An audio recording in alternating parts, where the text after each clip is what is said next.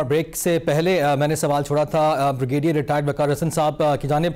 Brigadier साहब शुक्रिया आपके भी वक्त का। दोबारा आपको शुक्रिया मैं अदा कर रहा हूं क्योंकि आपको पहले टाइम नहीं मिला। ब्रेक के बाद आपसे गुफ्तगू का आगाज़ करने जा रहा हूं। मौजूदा सूरत हाल में मैंने आपसे ये भी पूछना है अभी कि जो हमारे दो फूद बाहर गए हैं और कितना ये ज़रूरी है, लेकिन अभी इससे पहले उसकी जानिब हम बढ़ें। पहले मुझे आपसे ये जानना है कि मौजूदा सूरत हाल में यकीनी तौर पर हमने देखा कि जब भारत के साथ महाज गर्म था जंग का, तो एक यूनिटी का मुजाहिरा हमने किया। अभी मौजूदा सूरत हाल में क्योंकि महाज वो भी गर्म ही है, अभी हालात कूल डाउन नहीं हुए हैं, तो ऐसी सूरत हाल में कितना ज़रूरी है, स्टेबिलिटी कितनी ज़रूरी है, क्योंकि PTI ने एहतजाज का ऐलान किया है। जी thank you very much. I think मुझे थोड़ा सा टाइम दीजिएगा बिकॉज मैं जो डाइसेक्ट करूंगा वो प्री जो हमारा हॉस्टिलिटी थी वो पीरियड को देखेंगे कि what was critical narrative Pakistan में कौन क्या कर रहा था ड्यूरिंग हॉस्टिलिटी, और जब पाकिस्तान ने स्ट्राइक बैक किया तो उसमें बड़ा चेंज आया पाकिस्तान में और बाहर की। अच्छा, मैं इंटरेस्टिंगली जाता रहा भारतीय चैनल्स को। ये था प्री हॉस्टिलिटी, और मजे की बात है, सॉरी टू से this is I am quoting Indian जो एनालिस्ट थे, वो कहते ब्रिगेडियर साहब ये भूल जाओ कि जो है ना पाकिस्तान बचेगा जब हम आगे से हमला करेंगे तो तीन एंटिटीज आपको पीछे से मारेंगे। अभी मैं कोट कर रहा हूँ, वन इज BLA, ठीक है, जो फितना और हिंदुस्तान है, दूसरा TTP और तीसरा PTI। I was actually shock कि this is the kind of perception narrative की वहां पे बड़ी उम्मीद थी। और मैं एक और आपको बताता हूँ, खुदा ना खास्ता पाकिस्तान का ज्यादा नुकसान हो गया होता तो शायद ये चीजें दुरुस्त साबित होती। This was the kind of perception दुश्मन के माइंड में। एक तो आई थिंक इस पे रिफ्लेक्ट करने की जरूरत है। जब हॉस्टिलिटीज ब्रेकआउट होती हैं और भारत पहले अटैक करता है तो उस वक्त तक आई थिंक जब तक सुबह पता नहीं चला गया फोर्स ने फाड़ दिया इनको और इनके जहाज गिराए हैं, क्या नैरेटिव था PTI के जो I think सरकर्दा I would say, जिनको बाद में डिसऑन भी नहीं करते, वो लोग बाहर बैठे हुए कि जी आप रोक नहीं सके। They were basically trying to undermine. कोई कह रहा था जी फौज नहीं है, फौज और अवाम में बड़ी दूरी है। और फिर अल्लाह ताला का फजल हुआ, Pakistan air force, Pakistan army, navy, intelligence ने जिस तरीके से इसको लड़ा, फिर जाके चीजें जनाब चेंज हुई। आपको याद होगा इनके बड़े स्टेटमेंट्स आते रहे वहां से जी के ये, और मुझे बड़ा अफसोस होता है। और साउदर्न यूपी की फिर मुझे बात याद आती है, अभी जरा हार्ड हो जाएगी कि वॉर टाइम में, और अभी ऑपरेशन संदूर खत्म नहीं हुआ बाय द वे, और मोदी साहब ने भी कॉल एक दी थी गुजरात से, मुझे याद है कुछ दिन पहले, जब उसने कहा था कि गोली खाएं, और साथ उसने अपील की थी कि जी आप उठ खड़े हो। तो कोई उम्मीदें हैं भारत को कि शायद जो है ना क्योस की फिजा हो तो उसमें शायद कुछ स्पेस निकल आए। एक तो ये बड़ा इंपॉर्टेंट नुकता है, it was only after Pakistan broke their jaws फिर जाके आई थिंक नैरेटिव बदलना शुरू हुआ PTI का भी। तो ये एक फैक्ट है। बाकी इसको ठीक है पोलिटिकली आप जिस तरह मर्जी, ये मेरी अपनी एक असेसमेंट है। आई वाज रियली शॉक जब भारतीय मीडिया कह रहा था कि आपको तीन एंटिटी पीछे से मारेंगे। ओपन कॉज थी, गौरव आर्या को सुनने, जल बख्शी, एक तो और इनके रिटायर्ड मेजर है। तो ये तो है जी टोटल आई वुड से जहां पे बात आती है कि जी बहुत सपोर्ट का, इट्स वेरी वेरी अनफॉर्चुनेट। इसको देखना चाहिए क्या आज PTI डिसऑन करती है इन सबको। और आज भी अगर चेयरमैन के ट्विटर अकाउंट से फील्ड मार्शल आसिम मुनीर के अगेंस्ट चीजें आती हैं, मतलब बड़े शर्म की बात है। जिसकी इस वक्त आलम इस्लाम में उनको एज अ मिलिट्री लीडर तस्लीम किया जा रहा है, being called as second Salahuddin Ayyubi, और इसमें अल्लाह ताला का बड़ा फजल है, पाकिस्तान की कौम की दुआएं और जो यूनिटी। अभी आ जाते हैं जो आई थिंक डिप्लोमेटिक एफर्ट है। एक तो भारत का जो था आई थिंक एफर्ट वो काफी हद तक डेंट हुआ है, किसी बड़े आई थिंक फोरम पे वो अपना मुद्दा नहीं कर सकता। और आई थिंक जो हमारा ब्रेक थ्रू हुआ है, चाहे वो अमेरिका में है, चाहे इवन रशिया में, अभी निशाद जैन साहब ने आई थिंक बड़ा अप्रिशिएट किया the way he was received by Sergey Lavrov. तो हाईएस्ट लेवल पे एक इंटरेक्शन है। दूसरा ये सारा बात वही है कि victory has you know hundreds of sons, और जो होती है ना डिफीट ये ऑर्फन होती है। तो भारत को जो झटका लगा है अल्लाह के फजल से ख्वाज पाकिस्तान ने दिया है, तो ये वही ख्वाज पाकिस्तान 1.5 साल से इनको बलून किया गया, जिन पे 9 मई का अटैक किया गया, जिनको अंडरमाइन किया। और गौरव आर्या कहता है जी कि they attack the heart of Pakistan. तो काइंडली इन चीजों को भी गौर करें, मतलब ये हमारे दिल से निकलती है। हमारे जब जवान शहीद होते हैं उनको अंडरमाइन करने की कोशिश करेंगे। अल्लाह ताला ने इतनी बड़ी कामयाबी दी है, मेरे ख्याल में Pakistan is set to move on a positive trajectory. Economically हम यहाँ पे टर्की में आपको सुपर स्टेट कहा जा रहा है इस्लाम की, आपको इस्लामिक सुपर पावर कहा जा रहा है, पर टर्की वाले कह रहे हैं जी कि हम will not let it fall, China के सपोर्ट देख रहे हैं। और भारत में मातम है, और अगर मोदी की ये कॉल है कि क्योस और जवान उठ पड़े और साथ ही रेजोनेट करती है, तो फिर देख लें कॉमनैलिटी ऑफ इंटरेस्ट, इसकी थोड़ा सा शर्म कर लें।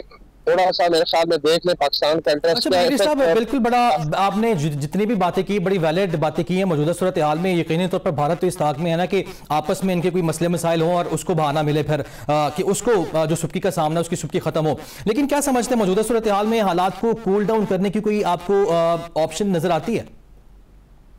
जी बिल्कुल, मैं वही कहता हूँ कि पहले जो है I think we should get out of this crisis. मैंने कहा ना ऑपरेशन सिंदूर में तो खुद डिक्लेयर कर रहा है कि ये भी सिर्फ हॉल्ट हुआ है। यू नेवर नो, इस बंदे का पागल का पता नहीं है। बाकी इंशाल्लाह हमारी तैयारी है, इलेक्शन भी हुए हैं, आई थिंक हम लोग दूर बैठे हैं यहाँ पे जो है। लेकिन ओवरऑल सस्पेंड ये है कि जो है वहाँ पे जो मुस्लिम लीग नून ने अगर वोट्स लिए हैं तो उसको एक्नॉलेज करें भी। ये पुराना रोना पिटना जो है आई वुड से पिट स्यापा चलता रहेगा कि हर दफा आप यही करें। Pakistan has to move forward. बाकी इसमें डेफिनेटली आगे जहाँ जहाँ चाहे वो पार्लियामेंट हो चाहे वो लेट्स से भारत के खिलाफ नैरेटिव, वहाँ पे एक रिफ्यूल की जरूरत है। और आप देखें इकोनॉमिकली माशाल्लाह पाकिस्तान ने बड़ा टेक ऑफ, तो ये वही पाकिस्तान जिसको यही पार्टी आई थिंक ऑलमोस्ट दुआएं करती रही कि श्रीलंका बन जाए, including their chairman. Sorry to say हम लोग भी के जमाने में बड़ा सपोर्ट करते हैं। अफसोस होता है कि अपने मुल्क को तो आप इस तरह ना करें ना, कितना अंडरमाइन करें। तो उन्होंने सारा करके देख लिया। आपने बड़ी वैलिड बात की है, Pakistan has to be move forward. Brigadier साहब आपकी जाने में दोबारा आऊंगा।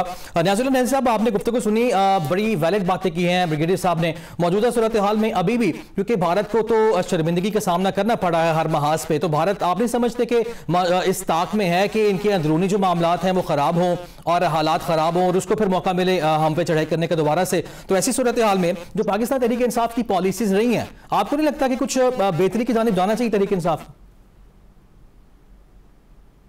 देखें, मैंने पहले भी बताया है कि एक तो इमरान खान ने जब मेरी मुलाकात हुई तो उन्होंने ये 27 मार्च में मुलाकात हुई। उसके बाद दूसरी दफ़ा जब उन्होंने पैगाम भेजा तो ये पैगाम मुझे आया कि आप मोदी और इंडिया के खिलाफ पूरी कौम मुतहद हो। मैं यानी उनका ये पैगाम था, इस पर तो कोई शक नहीं है। अब आप जो इंटरनल इश्यूज हैं पार्टीज के वो मामलात चल रहे हैं। अब अगर के मामलात चल रहे हैं, जिस तरह सद्दू साहब ने कहा ना कि स्पोक्स पर्सन है, अब स्पोक्स पर्सन को इमरान खान तक रसाई नहीं दी जा रही कि अगर मैं कोई इमरान खान की स्टेटमेंट आपके सामने दूं तो स्पोक्स पर्सन को बावजूद Islamabad high court larger bench के आर्डर के मिलने नहीं दिया जा रहा। इन्होंने कहा कि जी ये लोग बाहर निकल नहीं सकते। जहां खान साहब की बहनों को आप मिलने जाती हैं, आप उनको उठा के पुलिस आती है और वो चक्री जाके कहीं छोड़ आती है। तो इस तरह के हालात हों, और ये हालात देखिए, हालात कौन पैदा कर रहे हैं? यही पैदा कर रहे हैं। आपने ठीक कहा कि ये मुज़ाकरात साथ कहते हैं और हालात भी ये पैदा कर रहे हैं कि जहां अदालतों के आर्डर को भी नहीं माना जा रहा, तो फिर आप देखें कि फिर कैसे हालात है। जहां तक इंडिया का है, मैंने पहले भी जहां प्रोग्राम में कहा था कि हम मुसल्लह अफवाज को मुबारकबाद देते हैं जिन्होंने इंडिया को मुंह तोड़ जवाब। न्याजुल्लाह नज़ीर साहब आपने, मैं उम्मीद करता हूं कि आपने गुफ्तगू सुनी होगी ब्रिगेडियर रिटायर्ड वकार हसन साहब की। उन्होंने कहा जो आपके लोग, मेरी बात सुन लीजिए, सवाल आपसे मैं कर रहा हूं, जो पाकिस्तान तहरीक इंसाफ के लोग जो बाहर बैठे बातें कर रहे थे और जो उनके बयानात सामने आए थे, लेकिन तहरीक इंसाफ ने यहां बैठ के डिसऑन तो नहीं किया ना उनको, तो ये करना नहीं चाहिए था आपके ख्याल में? देखिए, मैंने आपको पहले ही बताया कि बतौर स्पोक्स पर्सन मेरी 2 मीटिंग्स हुई। खान साहब ने एक जाफराबाद ट्रेन वाकया पे और एक जो था KPK में टेररिज्म जो था उस पर मैंने 2 स्टेटमेंट दी और मेरे ट्वीट से वो पैगाम चले। लेकिन आप किसी की स्टेटमेंट, मैं खान साहब की स्टेटमेंट की बात कर रहा हूँ, बानी चेयरमैन की बात। अगर आप सुबह मेरी मुलाकात करते हैं, मैं कल आके आपके प्रोग्राम में बयान दूंगा। लेकिन अगर जितना तक कोई बयान इंडिविजुअल देता है, उस बयान की मुझे तो नहीं पता किसने क्या बयान दिया है, लेकिन जहां तक चेयरमैन का बयान है उस बयान की मैं तायद कर सकता हूं कि उसने मेरे सामने ये। लेकिन सर आपकी मुलाकात नहीं हुई, वैसे तो मुलाकातें चल रही हैं, जिस तरह अभी सेनेटर साहब भी मिलके आए अली जफर, और उससे पहले बानी PTI जो बल्कि चेयरमैन PTI हैं वो भी मिलके आए, तो मुलाकातें तो चल रही हैं उनकी। मैं बताता हूं, जब इस्लामाबाद हाई कोर्ट ने लार्जर बेंच ने फैसला किया कि ट्यूसडे को इमरान खान के 6 लायर्स की मीटिंग और उसकी फैमिली की होगी और थर्सडे को पॉलिटिकल वर्कर्स की या फ्रेंड्स की मीटिंग होगी, तो क्या मदामत है कि तर्जमान PTI बानी, जिसको बाकायदा इजाज़त है और नाम होता है लिस्ट में, सुबह भी मेरा नाम है, सुबह ट्यूसडे और मेरा नाम है, उनको मुलाकात क्यों नहीं करने दी जा रही? आपने खुद तय किया ना, कंसेंटिंग आर्डर है, जेल अथॉरिटीज और हमारे जो कोऑर्डिनेटर उनका कंसेंटिंग आर्डर है, तो आप मुझे मुलाकात की इजाज़त दें, मैं आपको बतौर स्पोक्समैन आपको आके इमरान खान की वो स्टेटमेंट दूंगा जो मुझे बताएंगे। बिल्कुल ठीक है। नहीं, आपको ये गिला है कि अदालती अहकाम के बावजूद है वो मुलाकात की इजाज़त नहीं दी जाती, लिस्ट में नाम होता है, लेकिन ये सवाल हम रखेंगे ब्रेक के बाद सेनेटर ताहिर खलील सिंधु के सामने। लेकिन ब्रेक के जाने बढ़ना, ब्रेक से वापस आएंगे तो इस डिस्कशन को हम कंटिन्यू करेंगे। Stay with us.